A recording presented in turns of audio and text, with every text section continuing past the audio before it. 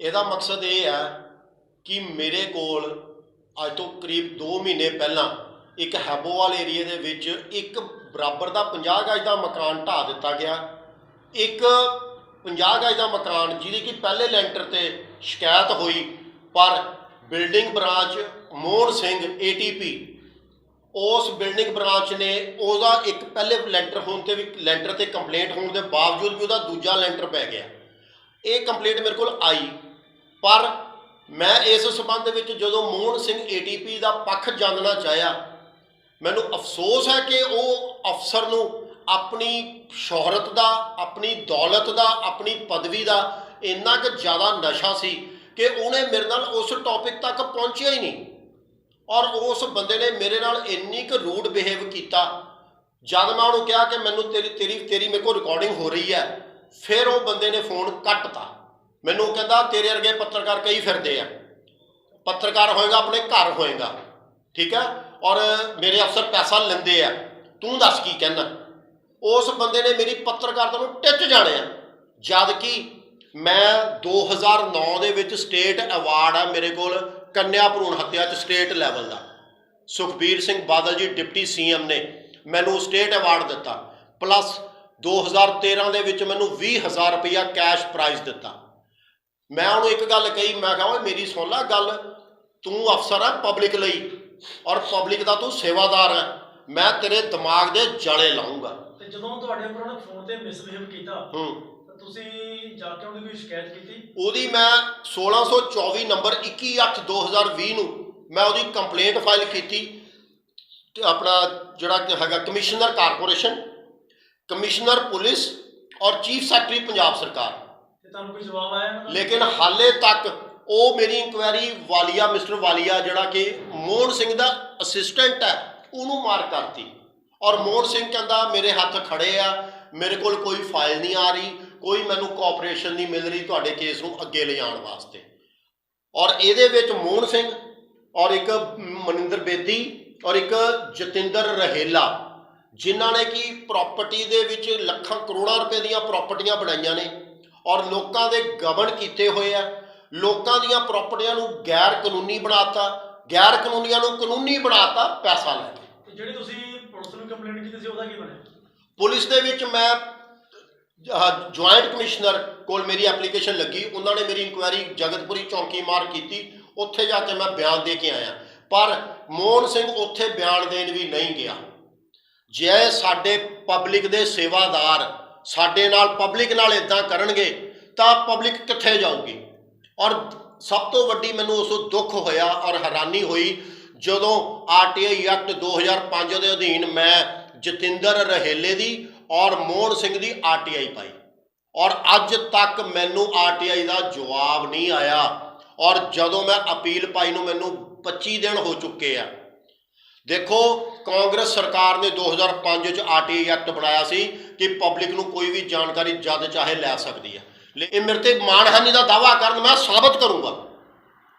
एक मोहन सिंह, ये सुरिंदर सिंह बिंद्रा, ये जतिंदर रहेला एडे करप्ट बंदे आ, जेड़े बंदे RTI एक्ट के अधीन मैनूं जानकारी भी नहीं देण दे रहे, थल्लड़े स्टाफ इन्हां नूं फाइलां नहीं दे रहा, या फाइलां दब्बी बैठे आ, या मतलब कुछ भी कह लो, लेकिन मैनू नॉलेज नहीं आ रही, क्योंकि जो RTI आओगी उस पलंदे क्लीयर होणगे, उहदे च मैं अगे इन्हों होर दबण की कोशिश करूँगा, इन्होंने बारे इंक्वायरियां लाऊंगा, लेकिन मेरे को RTI एक्ट का जवाब ही नहीं दिता इन्होंने मैनूं। तुहाडे कोल कोई सबूत मौजूद ने इस वक्त? मेरे कोल मोहन सिंह के खिलाफ ATP के खिलाफ बहुत कुछ है, बहुत कुछ। पैसा दो जिहड़ी मर्जी बिल्डिंग पास करा लो, पैसा दो जिहड़ी मर्जी कलोनी पास करा लो।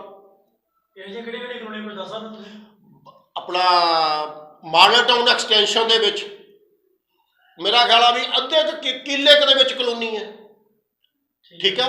राहों रोड से बड़ियां कलोनियां नजायज़ कट्टियां जा रही हैं। बाईपास जा रहा पेट्रोल पंप के सामने टहल सिंह कलोनी कट रहा 4000 गज जगह दे विच। देखो सब मिली जुली सरकार है, करप्शन करना सारिਆਂ ਦਾ एक मकसद है। पब्लिक नूं कुछ नहीं कोई कहता, पब्लिक के उत्ते तक कानून उदों लागू होंदा भी भाई खाना पूर्ति करनी है पब्लिक कोलों। कमिश्नर तुसीं मिले? ਪੁਲਿਸ ਕਮਿਸ਼ਨਰ ਕਾਰਪੋਰੇਸ਼ਨ ਕਮਿਸ਼ਨਰ ਨੇ ਮੈਂ ਐਪਲੀਕੇਸ਼ਨ ਪਾਈ ਹੋਈ ਹੈ, ਮੈਨੂੰ ਉਹਦਾ ਜਵਾਬ ਕੋਈ ਨਹੀਂ ਆਇਆ। ਇਨਕੁਆਇਰੀ ਵਾਲੀਆ ਕੋਲ ਮਾਰਕ ਹੋਈ ਆ, ਉਹ ਪੈਂਡਿੰਗ ਪਈ ਆ, ਦਬੀ ਹੋਈ ਹੈ। ਬਖਸ਼ੀ ਸਾਹਿਬ, ਜਿਹੜੇ ਮਕਾਨ ਦੀ ਤੁਸੀਂ ਗੱਲ ਕਰਦੇ ਹੋ, ਜਿਹੜੀ ਇਨਕੁਆਇਰੀ ਦੀ ਤੁਸੀਂ ਗੱਲ ਕੀਤੀ ਸੀ, ਉੱਥੇ 2 ਮਕਾਨ ਤੁਸੀਂ ਦੱਸ ਰਹੇ ਹੋ ਉਹ ਵੀ ਬਣੇ ਹੋਏ ਸੀ, ਜਿਨ੍ਹਾਂ ਦੇ ਵਿੱਚ ਇੱਕ ਢਾਇਆ ਗਿਆ, ਇੱਕ ਛੱਡਿਆ ਗਿਆ। ਜਿਹੜਾ ਢਾਇਆ ਗਿਆ ਉਹਦੇ ਬਾਰੇ ਜਾਣਕਾਰੀ ਇਕੱਠੀ ਕੀਤੀ ਆ ਵੀ ਹਾਂ ਇਹ ਕਿਹਦਾ ਸੀ, ਕਿਉਂ ਢਾਇਆ ਗਿਆ? ਉਹ ਗਰੀਬ ਔਰਤ ਸੀ, ਉਹ ਇਹਨਾਂ ਨੂੰ ਪੈਸਾ ਪੇ ਨਹੀਂ ਕਰ ਸਕੀ ਜੋ ਇਹ ਮੰਗਦੇ ਸੀ, ਇਸ ਕਰਕੇ ਉਹਦਾ ਢਾਹ ਦਿੱਤਾ ਗਿਆ। ਪਰ ਮੈਨੂੰ ਤਾਂ ਅਫਸੋਸ ਹੈ, ਮੈਂ ਉਸ ਬਿਲਡਿੰਗਾਂ ਵੱਲ ਤਾਂ ਜਾਣ ਦਾ ਮੈਨੂੰ ਮੌਕਾ ਹੀ ਨਹੀਂ ਮਿਲਿਆ, ਨੌਬਤ ਹੀ ਨਹੀਂ ਆਈ। ਅਫਸਰ ਇੰਨੇ ਜ਼ਿਆਦਾ ਨਸ਼ੇ 'ਚ ਹੈ ਕਿ ਉਹ ਬੰਦਾ ਮੇਰੇ ਨਾਲ ਫੋਨ ਤੇ ਤਲਖੀ 'ਚ ਗੱਲ ਕਰ ਰਿਹਾ। ਮੈਂ ਉਹਨੂੰ ਦੱਸ ਰਿਹਾ ਕਿ ਮੈਂ ਵਿਵੇਕ ਬਖਸ਼ੀ ਹਾਂ, ਮੈਂ ਫਲਾਣੇ ਚੈਨਲ ਤੋਂ ਹਾਂ, ਮੇਰਾ ਆਸ ਡੈਜ਼ਿਗਨੇਸ਼ਨ ਹੈ। ਹੋਏਗਾ ਪੱਤਰਕਾਰ, ਕਰੋ ਬੇਨਤੀ। ਇੱਕ ਅਫਸਰ ਦਾ ਬੋਲਣ ਦਾ ਤਰੀਕਾ, ਔਰ ਹੋਰ ਕਈ ਅਫਸਰਾਂ ਨਾਲ ਮੈਂ ਸਮਾਜ ਦੇ ਵਿੱਚ ਕਈ ਅਫਸਰਾਂ ਨਾਲ ਵਿਚਰਦਾ, ਕਿਸੇ ਅਫਸਰ ਨੇ ਮੇਰੇ ਨਾਲ ਕਦੀ ਬਦਤਮੀਜ਼ੀ ਨਹੀਂ ਕੀਤੀ। ਜਿਹੜੇ ਕਰਦੇ ਆ ਮੈਂ ਉਹਨਾਂ ਨੂੰ ਫਰੈਂਕਲੀ ਖੁੱਲ੍ਹ ਕੇ ਕਹਿ ਦਿੰਦਾ ਵੀ ਤੂੰ ਤਰੀਕੇ ਨਾਲ ਗੱਲ ਨਹੀਂ ਕਰ ਰਿਹਾ। ਇਸ ਤੋਂ ਅੱਗੇ ਤੁਹਾਡੀ ਹੁਣ ਕੀ ਕਾਰਵਾਈ ਚੱਲ ਰਹੀ ਹੈ? ਹੁਣ ਮੇਰੀ ਕਾਰਵਾਈ ਹੈ, ਮੈਨੂੰ ਪਤਾ ਸੀ ਕਿ ਸਟੇਟ ਲੈਵਲ ਦੀ ਲੌਬੀ ਜਿਹੜੀ ਹੈ, ਇੱਥੋਂ ਮੈਨੂੰ ਇਨਸਾਫ ਮਿਲਣਾ ਬਹੁਤ ਜ਼ਿਆਦਾ ਔਖਾ ਆ, ਕੰਡਿਆਂ ਤੇ ਚੱਲਣ ਦੇ ਬਰਾਬਰ ਹੈ। ਹੁਣ ਮੈਂ ਇਹਨਾਂ ਦੀਆਂ ਐਪਲੀਕੇਸ਼ਨਾਂ ਚਾਹੇ ਤਾਂ ਮੇਰੇ ਖਿਲਾਫ ਬੰਦ ਕਰਨ, ਚਾਹੇ ਇਹ ਮੇਰੇ ਹੱਕ 'ਚ ਬੰਦ ਕਰਨ, ਜਦੋਂ ਇਹਨੂੰ ਦਾਖਲ ਦਫ਼ਤਰ ਕਰਨਗੇ ਮੈਂ 156(3) ਦੇ ਵਿੱਚ ਕੋਰਟ ਦੇ ਵਿੱਚ ਜਾਊਂਗਾ। ਕੋਰਟ ਨੂੰ ਜਾ ਕੇ ਦੱਸੂਗਾ ਵੀ ਆਹ ਬੰਦਿਆਂ ਦੀਆਂ ਪ੍ਰਾਪਰਟੀਆਂ ਦੀ ਜਾਂਚ ਕਰਾਓ, ਇਹ ਬੰਦਿਆਂ ਦੀਆਂ ਗੱਡੀਆਂ ਦੀ ਜਾਂਚ ਕਰਾਓ। ਇੱਕ 4th ਕਲਾਸ ਡੈਜ਼ਿਗਨੇਸ਼ਨ ਦਾ ਬੰਦਾ ਗੱਡੀ ਚਲਾ ਰਿਹਾ, ਕੀ ਇਹਨੇ ਪਰਮਿਸ਼ਨ ਲਿੱਤੀ ਹੈ ਆਪਣੇ ਮਹਿਕਮੇ ਤੋਂ? ਕੀ ਇਹਨੇ ਰਿਟਰਨਾਂ ਭਰੀਆਂ ਨੇ? ਇਹਦੀਆਂ ਸਾਲਾਨਾ ਰਿਟਰਨਾਂ ਕੀ ਨੇ ਪ੍ਰਾਪਰਟੀ ਦੀਆਂ? ਇਹ ਗਸਟਡ ਆਫੀਸਰ ਬਣਿਆ ਪਬਲਿਕ ਦੇ ਉੱਤੇ, ਲੇਕਿਨ ਕੋਈ ਵੀ ਰਾਹ ਨਹੀਂ ਦੇ ਕੇ ਖੁਸ਼ ਸਰਕਾਰ। ਮੈਂ ਹੈਰਾਨ ਹਾਂ। ਤੁਹਾਨੂੰ ਇੱਕ ਹੋਰ ਗੱਲ ਬੜੀ ਵੱਡੀ ਦੱਸ ਰਿਹਾ, ਜਗਰਾਉਂ ਦਾ ਪੁਲ 50 ਲੱਖ ਰੁਪਏ ਦਾ ਓਵਰ ਐਸਟੀਮੇਟ ਬਿਲਡਿੰਗ ਬ੍ਰਾਂਚ ਨੇ ਬਣਾਤਾ। 50 ਲੱਖ ਰੁਪਏ ਦਾ। ਰਾਹੁਲ ਗਗਨੇਜਾ ਐਕਸੀਅਨ ਨੂੰ ਸ਼ੋਕਾਜ਼ ਨੋਟਿਸ ਇਸ਼ੂ ਹੋਇਆ, ਪ੍ਰਦੀਪ ਸੱਭਰਵਾਲ ਨੇ ਕੀਤਾ, ਲੇਕਿਨ ਉਹਨੂੰ ਇਹਨਾਂ ਨੇ ਜਵਾਬ ਤੱਕ ਨਹੀਂ ਦਿੱਤਾ। ਉਸ ਕੇਸ ਦੇ ਵਿੱਚ ਕੀ ਮੋਹਨ ਸਿੰਘ ਨਹੀਂ ਹੈਗੇ? ਦੇਖੋ, ਡਾਇਰੈਕਟ ਇਨਡਾਇਰੈਕਟ ਸਾਰੇ ਇੱਕੋ ਥਾਲੀ ਦੇ ਚੱਟੇ ਵੱਟੇ ਆ। ਹੋ ਸਕਦਾ ਉੱਥੋਂ ਦਾ ਏਟੀਪੀ ਕੋਈ ਹੋਰ ਹੋਵੇ। ਹੁਣ ਮੋਹਨ ਸਿੰਘ ਨੂੰ ਵੀ ਏ ਜ਼ੋਨ ਚ ਲਾਤਾ। ਤੇ ਜਿਹੜੇ ਤੁਹਾਡੇ ਨਾਲ ਹੁਣ ਸਾਥੀ ਬੈਠੇ ਨੇ, ਹਾਂਜੀ, ਤੁਹਾਡੇ ਨਾਲ ਕੀ ਕਰਨਾ ਹੈ? ਇਹ ਇਹਨਾਂ ਦੀ ਵੀ ਸੁਣੋ, ਇਹ ਵੀ ਤੁਹਾਨੂੰ ਦੱਸਣਗੇ ਕਿ ਮੋਹਨ ਸਿੰਘ ਤੋਂ ਔਰ ਸੁਰਿੰਦਰ ਸਿੰਘ ਬਿੰਦਰਾ ਤੋਂ ਜਾਂ ਰਹੇਲੇ ਤੋਂ ਇਹ ਕਿਵੇਂ ਪਰੇਸ਼ਾਨ ਨੇ। ਹਾਂਜੀ, ਦੱਸੋਗੇ ਆਪਣੇ ਬਾਰੇ? ਤੁਹਾਡਾ ਨਾਮ ਕੀ ਹੈ ਤੁਹਾਡਾ? ਮੈਂ ਪਰਮਜੀਤ ਸਿੰਘ ਹਾਂ ਜੀ, ਇੱਕ ਸੋਸ਼ਲ ਵਰਕਰ। ਠੀਕ ਹੈ। ਤੇ ਮੇਰੇ ਵੱਲੋਂ ਵੱਖ-ਵੱਖ ਸਮੇਂ ਦੇ ਵਿੱਚ ਜਿਹੜੀਆਂ ਕਿ ਇਨਲੀਗਲ ਬਿਲਡਿੰਗਾਂ ਡੀ ਜ਼ੋਨ, ਸੀ ਜ਼ੋਨ ਦੇ ਵਿੱਚ, ਸਾਰੇ ਜ਼ੋਨਾਂ ਦੇ ਵਿੱਚ ਲੁਧਿਆਣੇ ਦੇ ਵਿੱਚ ਐਮਸੀ ਲਿਮਿਟ ਦੇ ਅੰਦਰ ਜਿਹੜੀਆਂ ਬਣਦੀਆਂ ਨੇ, ਸਮੇਂ-ਸਮੇਂ ਤੇ ਬਣ ਰਹੀਆਂ ਇਨਲੀਗਲ ਬਿਲਡਿੰਗਾਂ ਤੇ ਕਲੋਨੀਆਂ ਬਾਰੇ ਇਹਨਾਂ ਨੂੰ ਮੈਂ ਸਮੇਂ-ਸਮੇਂ ਤੇ ਜਾਣੂ ਕਰਾਉਣਾ। ਮੇਰਾ ਪਲੰਦਾ ਪਿਆ, ਤੁਸੀਂ ਦੇਖ ਲਓ ਇਹ 'ਚ ਕਿੰਨੀਆਂ ਕੁ ਕੰਪਲੇਂਟਾਂ ਨੇ। ਅੱਜ ਤੱਕ ਮੋਹਨ ਸਿੰਘ ਏਟੀਪੀ ਵੱਲੋਂ, ਸੁਰਿੰਦਰ ਸਿੰਘ ਬਿੰਦਰਾ ਐਮਟੀਪੀ ਵੱਲੋਂ ਹੁਣ ਪ੍ਰਮੋਟ ਹੋਇਆ ਇਹ, ਕੋਈ ਕਾਰਵਾਈ ਨਹੀਂ। ਇਹਨਾਂ ਦਾ ਪਬਲਿਕ ਨਾਲ ਬਿਹੇਵੀਅਰ ਇੰਨਾ ਕੁ ਮਾੜਾ ਆ ਵੀ ਤੁਸੀਂ ਜੇ ਦਫ਼ਤਰ ਚਲੇ ਵੀ ਜਾਓ ਇਹਨਾਂ ਕੋਲੇ ਕੋਈ ਆਪਣੀ ਦਰਖਾਸਤ ਲੈ ਕੇ ਵੀ ਇਹਨਾਂ ਨੂੰ ਕਹੋ ਜੀ ਆਹ ਮੇਰੀਆਂ ਕੰਪਲੇਂਟਾਂ ਨੇ, ਸਿਰਫ ਇਹਨਾਂ ਦਾ ਇੱਕੋ ਹੀ ਜਵਾਬ ਹੁੰਦਾ ਜੀ ਕੰਪਲੇਂਟ ਰੱਖ ਜਾਓ। ਉਸ ਤੋਂ ਬਾਅਦ ਉਹ ਠੰਡੇ ਬਸਤੇ 'ਚ ਪਾ ਦਿੱਤੀ ਜਾਂਦੀ ਹੈ, ਉੱਤੇ ਕੋਈ ਕਾਰਵਾਈ ਨਹੀਂ ਹੁੰਦੀ। ਇੰਨੇ ਕੁ ਕਰਪਟ ਨੇ ਵੀ ਮੈਂ ਤਾਂ ਇਹ ਮੰਗ ਕਰਦਾ ਵੀ ਜਿਹੜੀਆਂ ਇਹਨਾਂ ਦੀਆਂ ਜਾਇਦਾਦਾਂ ਨੇ, ਫੋਰਚੂਨਰ ਗੱਡੀਆਂ ਰੱਖੀਆਂ ਹੋਈਆਂ ਨੇ ਇਹਨਾਂ ਨੇ, ਉਹਨਾਂ ਦੀ ਸਟੇਟ ਲੈਵਲ ਦੀ ਇਨਕੁਆਇਰੀ ਹੋਣੀ ਚਾਹੀਦੀ ਹੈ। ਤੇ ਤੁਹਾਡੇ ਕੋਲ ਇਹ ਜਿਹੇ ਕਿਹੜੇ ਸਬੂਤ ਨੇ, ਜਾਂ ਇਹ ਜਿਹੇ ਕਿਹੜੇ ਕਾਲੇ ਕਾਰਨਾਮੇ ਜਿਹੜੇ ਤੁਹਾਡੇ ਕੋਲ ਪਏ ਨੇ? ਸਾਰੇ ਹੀ ਨੇ ਜੀ, ਕੋਈ ਕੰਪਲੇਂਟ ਦੇ ਦਿਓ। ਪੇਪਰਾਂ ਦੇ ਵਿੱਚ 32, 33 ਫੁੱਟ 35 ਫੁੱਟ ਤੋਂ ਰੋਡ ਕਲੋਨੀ ਨਹੀਂ ਪਾਸ ਹੁੰਦੀ। 20 ਫੁੱਟ ਤੇ ਤੁਸੀਂ ਪੈਸੇ ਦਿਓ, ਦੱਸੋ ਕਿੰਨੀਆਂ ਕਲੋਨੀਆਂ ਪਾਸ ਕਰਾਉਣੀਆਂ? 18 ਫੁੱਟ ਦੀ ਰੋਡ, 16 ਫੁੱਟ ਦੀ ਰੋਡ, ਜਿੱਥੇ ਨਾ ਕੋਈ ਸੜਕ, ਨਾ ਕੋਈ ਪਾਵਰ, ਨਾ ਕੋਈ ਪਾਰਕ ਦੀ ਜਗ੍ਹਾ, ਨਾ ਕੋਈ ਮੈਡੀਕਲ ਦੀ ਫੈਸਿਲਿਟੀ, ਨਾ ਕੋਈ ਪਬਲਿਕ ਨੂੰ ਕੋਈ ਹੋਰ ਫੈਸਿਲਿਟੀ। ਆ ਲੇਟੈਸਟ ਲੈ ਲਓ, ਇੱਕ ਕਲੋਨੀ ਦੀ ਕੰਪਲੇਂਟ ਚੱਲ ਰਹੀ ਹੈ ਜਨਵਰੀ ਮਹੀਨੇ ਦੀ। ਮੋਹਨ ਸਿੰਘ ਪਹਿਲਾਂ ਇਹ ਲਿਖ ਕੇ ਦੇ ਰਿਹਾ ਹੈ ਜੀ ਇਹ ਕਲੋਨੀ ਇਨਲੀਗਲ ਹੈ, ਅਸੀਂ ਇਹਦੇ ਡਿੱਚ ਚਲਾ ਕੇ ਇਹਨੂੰ ਰਿਮੂਵ ਕਰ ਦਿੱਤਾ ਗਿਆ, ਸੜਕਾਂ ਪੱਟ ਦਿੱਤੀਆਂ ਗਈਆਂ। ਤੇ ਉਸ ਤੋਂ ਬਾਅਦ ਆ ਮੈਨੂੰ ਪੱਤਰ ਇੱਕ ਭੇਜ ਰਹੇ ਆ ਜੀ, ਇਹ ਟੀਪੀ ਸਕੀਮ ਦੇ ਅੰਡਰ ਆਉਂਦੀ ਹੈ। ਇਹ ਟੀਪੀ ਸਕੀਮ ਕੀ ਹੁੰਦੀ ਹੈ ਜੀ? ਟਾਊਨ ਪਲਾਨਿੰਗ ਸਕੀਮ ਹੁੰਦੀ ਹੈ ਜੀ, ਸਰਕਾਰ ਦੁਆਰਾ ਇਹ ਜਾਰੀ ਕੀਤੀ ਹੁੰਦੀ ਹੈ। ਇਹਦੇ ਵਿੱਚ ਸਾਰੀਆਂ ਫੈਸਿਲਿਟੀਆਂ ਹੁੰਦੀਆਂ ਨੇ ਜੀ, ਪਾਰਕਾਂ ਤੇ ਹਸਪੀਟਲ, ਕਾਲਜ, ਸਕੂਲ, ਸਾਰੀਆਂ ਫੈਸਿਲਿਟੀਆਂ ਸਰਕਾਰ ਨੇ ਦੇਣੀਆਂ ਹੁੰਦੀਆਂ। ਟਾਊਨ ਪਲਾਨਿੰਗ ਸਕੀਮ ਹੁੰਦੀ ਹੈ ਰੈਜ਼ੀਡੈਂਸ਼ੀਅਲ ਏਰੀਆ ਦੇ ਵਿੱਚ। ਤੇ ਇਹ ਟੀਪੀ ਸਕੀਮ ਦੱਸ ਰਹੇ ਨੇ, ਜਦ ਕਿ ਇਹ ਜਿਹੜਾ ਰਕਬਾ ਕੱਟਿਆ ਜਾ ਰਿਹਾ ਇਹ ਨੇੜੇ ਟੀਪੀ ਸਕੀਮ ਪੈਂਦਾ, ਨਾ ਤਾਂ ਇਹਦੇ ਨੰਬਰ ਨੇ ਟੀਪੀ ਸਕੀਮ ਵਾਲੇ, ਜਦ ਕਿ ਇਹਨਾਂ ਨੇ ਮੈਨੂੰ ਜਵਾਬ ਦਿੱਤਾ ਲਿਖ ਕੇ ਆ ਟੀਪੀ ਸਕੀਮ ਹੈ।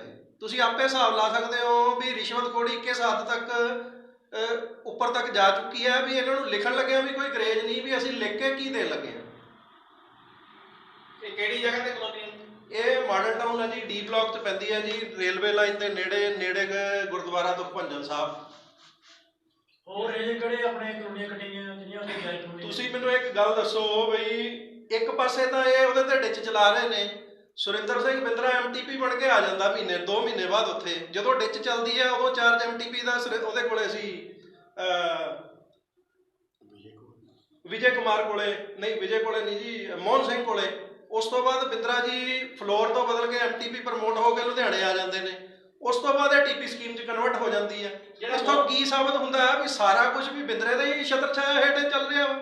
ਇਹਦਾ ਮਤਲਬ ਵੀ ਸਾਰੇ ਲੈਣ ਦੇਣ ਸੈਟਿੰਗ ਬਿੰਦਰੇ ਨੇ ਕਰਾਈ ਹੈ। ਉੱਥੇ ਸੜਕਾਂ ਬਣ ਗਈਆਂ, ਰਾਹੁਲ ਗਗਨੇਜੇ ਨੂੰ ਉਹਦੀ ਕੰਪਲੇਂਟ ਕੀਤੀ ਐਕਸੀਅਨ B&R ਨੂੰ, ਕਹਿੰਦਾ ਜੀ ਬਿਲਡਿੰਗ ਬ੍ਰਾਂਚ ਕਾਰਵਾਈ ਕਰੂਗੀ। ਬਿਲਡਿੰਗ ਬ੍ਰਾਂਚ ਨੂੰ ਕੰਪਲੇਂਟ ਦਿੱਤੀ, ਕਹਿੰਦਾ ਜੀ B&R ਕਾਰਵਾਈ ਕਰੂਗੀ।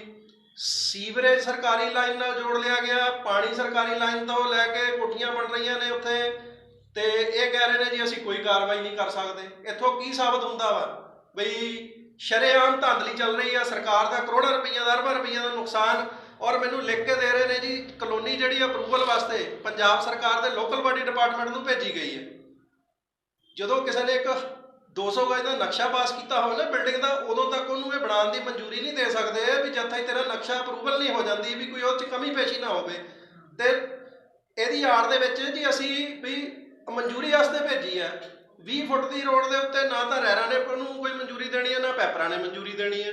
ਬਾਅਦ ਦੇ ਵਿੱਚ ਕੋਠੀਆਂ ਬਣ ਜਾਣੀਆਂ ਨੇ, ਲੋਕਾਂ ਨੇ ਉੱਥੇ ਆ ਕੇ ਰਹਿਣ ਲੱਗ ਜਾਣਾ, ਉੱਥੇ ਕਾਰਵਾਈ ਜ਼ੀਰੋ ਹੋਣੀ ਹੈ। ਸਿਰਫ ਉਹਨੂੰ ਹੁਣ ਫਟਾਫਟ ਕੰਪਲੀਟ ਕਰਵਾਉਣ ਲੱਗੇ ਹੋਏ।